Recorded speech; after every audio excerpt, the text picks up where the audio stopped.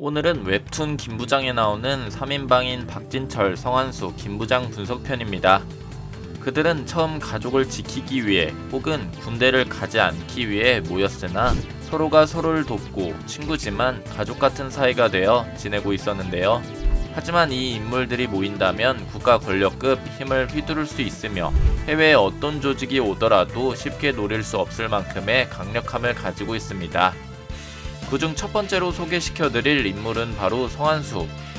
처음 성태훈의 아버지로 등장했기 때문에 그저 그런 태권도 사범인가 싶었지만 그는 태권도의 전설 혹은 극진의 후계자로 불리는 칭호가 정말 많은 캐릭터이며 아버지 3인방 중 포지션을 생각해봤을 때 메인 딜러라고 할 정도로 강력한 힘을 가지고 있습니다.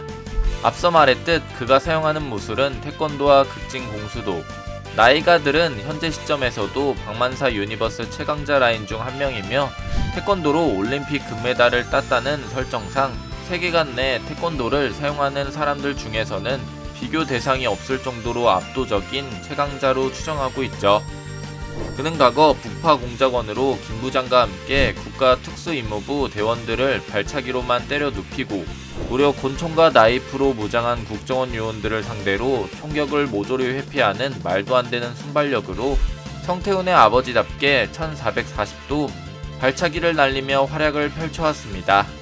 심지어 그는 특성 중 인격 패치라는 고유 특성을 가지고 있는데 과거 젊은 시절 성한수는 지금의 부드러운 성격과는 다르게 한번 건들면 터지는 개망난이었으나 극진의 스승을 만나 인격 패치가 되어 현재의 성격이 됐는데 그 인격을 다스릴 때 성한수는 성격뿐만 아니라 전기나 독을 통한 공격들에 내성을 가지게 하려고 일부러 독을 품은 닭을 먹으며 훈련을 받아왔죠. 하지만 이 인격 패치가 풀리는 날에는 전투 스타일과 성격 자체가 바뀌게 됩니다. 성격과 외형은 마치 외지주에 나오는 박형석과 종건의 무의식과 비슷한 모습이며 그들은 여간의 무의식이라면 성한수는 아예 눈동자가 보이지 않는 초사이언처럼 바뀌게 되죠.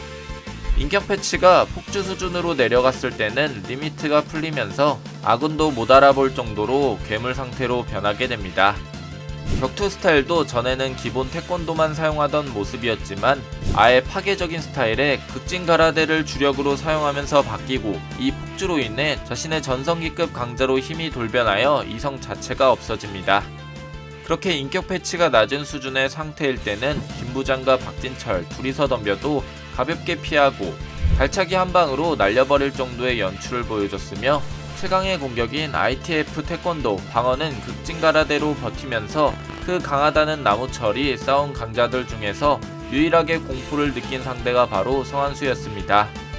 그의 인격 패치를 막으려면 아내가 나서야 진정이 될 정도이죠. 성한수는 주로 웹툰 김부장, 싸움독학에서 많이 등장했으며 외지주에선 지공섭의 언급으로 잠깐 나오게 됐습니다. 다음 아버지 3인방 중 탱커와 전술과 포지션을 맡은 인물 박진철입니다. 그는 전직 파병군인 출신이자 전쟁 영웅이며 아직까지도 박진철의 전투력은 타의 추종을 불허하는 수준. 대한민국에서 가장 강력한 조직 중 하나인 RS의 수장답게 3000번 이상의 작전을 치러냈고 단신으로 소말리아 북부 지역을 통일하여 통산 189킬 0데스의 전쟁의 신이라고 불려도 과언이 아닐 정도였죠. 오죽하면 그는 데프콘급 코드네임을 가지고 있고 그 코드네임은 수달 하나. 마치 적의 국지적 침투 및 도발이 예상될 경우 발령하는 경계 및 전투 태세인 진돗개와 비슷한 예시라고 보면 됩니다. 박진철의 무술은 군인답게 전투용 시키쉬와 전쟁 무술에서 최고의 효율을 내는 크라브 마가를 사용하고 있으며 김부장은 칼이나 암살용 CQC라면 박진철은 전쟁할 때 사용하는 다목적 범위의 CQC를 사용한다고 생각하시면 되죠. 그렇기 때문에 박진철 역시 성한수의 인격 패치처럼 신체 강화 계열의 전쟁 모드가 있습니다. 그 전쟁 모드는 훈련이 아닌 실전 상황처럼 다수의 상대가 총기로 무장했거나 상대를 상당한 강자로 판단했을 때 박진철은 전쟁 모드에 돌입하며 이 상태에서는 신체 능력이 대폭 상승하여 전술에 특화된 무술인 CQC가 아닌 과격한 전술을 보여주는데 이 모드는 페이지 1과 페이지 2로 나뉘게 됩니다. 페이지는 여러 단계로 나누어져 있으며 그가 전쟁 모드에 돌입하면 살인 면허가 있기 때문에 권총 같은 무기 사용도 거리낌이 없어지며 우통도 벗어던지고 초월적인 완력으로 건장한 체격의 상대를 장난감 다루듯 공격하는 모습들이 있죠. 나무철과 싸울 때 마침내 박진철이 전쟁 모드 중 페이지 2가 공개됐었는데 이 상태에서는 집중 사격이라는 기술로 CQC까지 유지한 상태에서 상대를 향해 기술과 함께 엄청난 위력을 뽑아내는 공격들을 사용하게 됩니다. 페이지 1이 단순 계력의 전술이라면 페이지 2 전쟁 모드는 CQC를 사용하며 상대를 몰아붙이는 강함이라고 볼 수 있죠. 마지막 아버지 3인방 중 한 명은 바로 김부장입니다. 웹툰 김부장의 주인공이자 외모지상주의 백호인력소 부장으로 활동하고 있죠.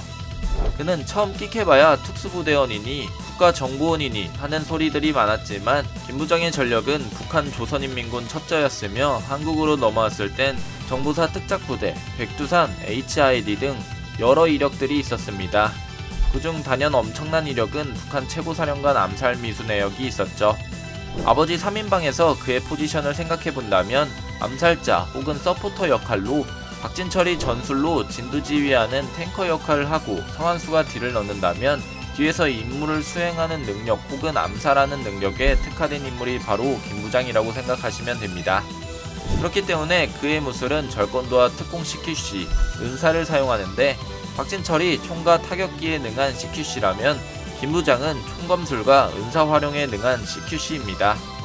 김부장이 사용하는 CQC는 어느정도 성장한 권지태와 최원석을 상대로도 강력한 연출을 보였으며 기본으로 탑재한 절권도만으로 백단열을 박살내버렸죠.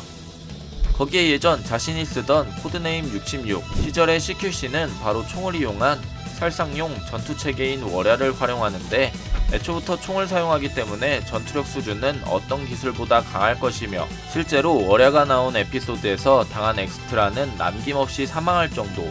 원래 박만사 유니버스에선 맨날 죽이겠다, 죽을 각오다 라고 말을 하긴 하지만 실제로는 승패가 안 나는 경우들이 많았는데 김부장이 월야를 사용할 때는 상대를 가감히 사살한다는 점에서 다른 부분들을 보여줍니다. 월야는 총을 사용하는 CQC라면 나이프 검술에 특화된 CQC는 백야의 기술이며 백야 역시 금문그룹 패거리를 혼자서 쓸어버릴 정도의 힘을 가지고 있죠.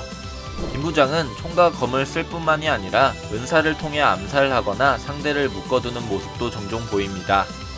김부장의 마지막 기술은 종합 전투체계로 만들어낸 오리지널 CQC가 있으며 기존 CQC를 뛰어넘은 김부장만의 기술로 단시간에 폭발적인 단타를 꼽아 넣으며 상대를 제압하는 마지막 기술입니다.